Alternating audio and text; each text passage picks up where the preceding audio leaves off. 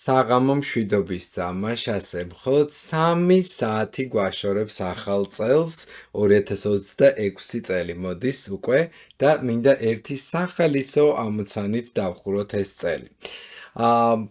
გავაკეთოთ რაძვისხე, რომელიც იციმციმებს და 2026 ყველასათვის მოციმციმე და კარგი წელი ყოფილიყოს. მოდით ვნახოთ თუ როგორ უნდა გავაკეთოთ ეს კონკრეტული ფაილი. პირველ რიგში შეგახსენებთ რამოდენიმე ფუნქციას, რომელიც გამოგვადგება ამ ამოცანის ამოსახსნელად. პირველ რიგში ეს არის ფუნქცია columns, მაგალითად, რომელსაც ვეუბნებით, რომ ეს არის column და შესაბამისად აი აქ მითითებული რომელიმე უჯრა შესაბამისად გვაძლევს ამ მითითებული უჯრის წვეტის ნომერს და თავისთავად თუ მას აქეთ გავწევთ ან გამოვწევთ პირიქით აქეთ მხარეს, მივიღებთ წვეტის ნუმერაციას. ასევე გვექნება row, რომელიც ასევე გვეტყვის თუ მითითებული უჯრა მე რამდენი სტრიქონია და მისი გაწევის დროსაც შეგვეცვლება შესაბამისად მონაცემი.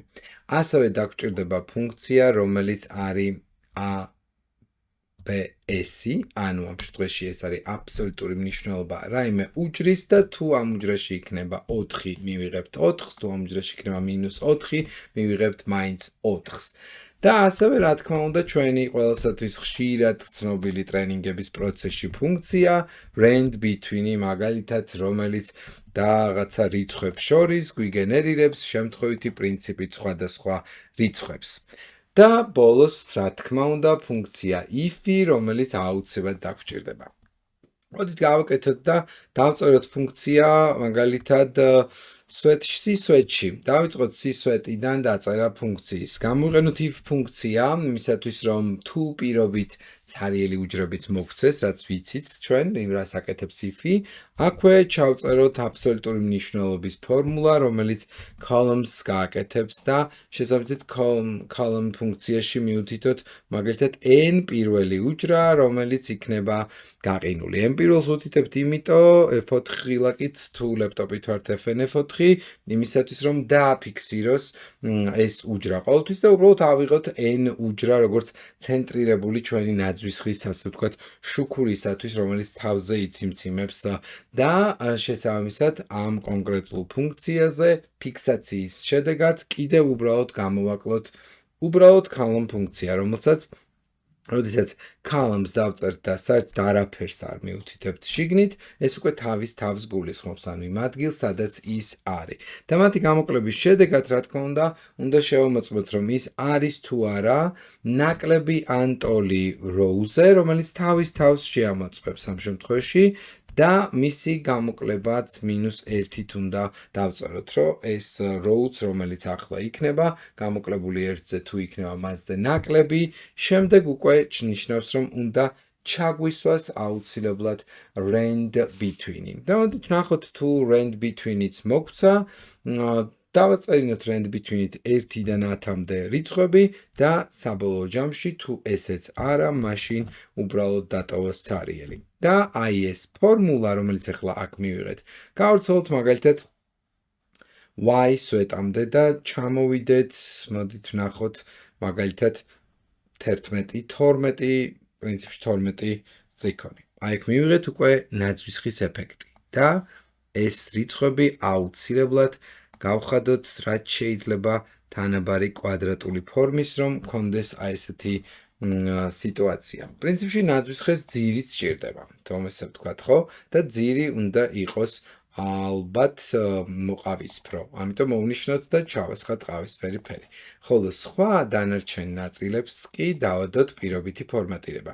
Conditional formatting-ი ავირჩიოთ და ავირჩიოთ icon set-ის მაგალითად ასეთი 5 სიმბოლოიანი ვარიანტი. ოღონდ 5 ის არის ნაძვისხეს არ მოუხდება, ალბათ ეფექტური იქნება თუ ჩვენ შიგნით manage rules-ში შევალთ და ნაძვისხის აი ამ სიმბოლოებს ჩავანაცვლებთ მაგალითად რგოლებით, იყოს სხვადასხვა რგოლები და ვნახოთ თუ როგორ იმუშავებენ ეს რგოლები. ალაგ-ალაგ შეიძლება მოციმციმე ვარსკვლავებიც კი დავამატოთ. აი მაგალითად ასეთი ფორმით. და მივცეთ OK ღილაკი. როგორც ხედავთ, მივიღეთ აი ესეთი ფორმის ნაძვისხე. თუ პრინციპში შეგვიძლია აქ ცოტა შევკუმშოთ ეს ნაწილი და ესეთი ფორმის ნაძვისხე გვაქვს. რა თქმა უნდა, ნაძვისხის ფორმა, ზომა თქვენ თვითონ შეგიძლიათ დაარეგულიროთ, გნებავთ, უფრო შეავიწროვოთ, გნებავთ ისინი სიმაღლეში გაზარდოთ და უფრო, ესე ვთქვათ, ოპტიმალური იყოს ნაძვისხის ფორმა. გააჩნია მოკლედ თვის როგორი სტილის ნაძვისხე მოგწონთ. რა თქმა უნდა, ასევე არ დაგავიწყდეთ, რომ შეგიძლიათ გააერთიანოთ უჯრები და ამ უჯრებში მაგალითად გამოიყენოთ რაიმე კონკრეტული ტიპის ლოგო ჩასვათ, მაგალითად მე ჩავსვავ ახლა ელექტრონული აკადემიის ლოგოს, რომელსაც გამოვიყენებ, რომ უჯრაში ჩასვას პირდაპირ, ანუ place in the cell ღილაკით. ავარჩევ ჩემთვის სასურველ ლოგოს, რომელიც მაგალითად ჩემს კომპიუტერში მაქვს გამოტანილი, აი მიუთითე რომ ჩამჯდარიყო და ასევე აქეთ მხარეს შემიძლია დავწერო რაღაცა ტექსტი ასევე დამერჯილ უჯრებში. მაგალითად, გილოცავთ Alt Enter-ით ახალი ხაზი ორჯერ 2026 წელს. და აი ეს ტექსტით შეგვიძლია ავირჩიოთ, რომ დაიწეროს მუქი ლურჯი ფერით, მივცეთ მაგალითად boldi, მივცეთ ცენტრირება და აი ესეთი ტექსტი გამოგვევიდა. და რა თქმა უნდა, ბოლოს სად თუ არა Z ასე ვთქვათ, წვერში უნდა გქონდეს ვარსკვლავი. ვარსკვლავი აქ clear-ით და გავასუფთავოთ, შემდეგ შევიდეთ manage-რულში და ამ პრინციპში პირდაპირ დავადოთ, მოდით ვარსკვლავის ნიშანი, აი ასე. და რა თქმა უნდა, როგორც კი view menu-ში გავთიშავთ ბრძანებას grid line-ი და დავაწვევით F9 ღილაკს და ხელაუღებლად გვეჭირება ის, ნახავთ რომ ჩვენი ნაძვისხე 10 მციმდება. ბედნიერი 2026 მინდა გიცრუოთ. მადლობა თითოეულ თქვენგანს, ვინც უყურებს ჩემს ვიდეოებს, გელოდებით მომავალ წელს ჩემთან ტრენინგებზე. ნახვამდის.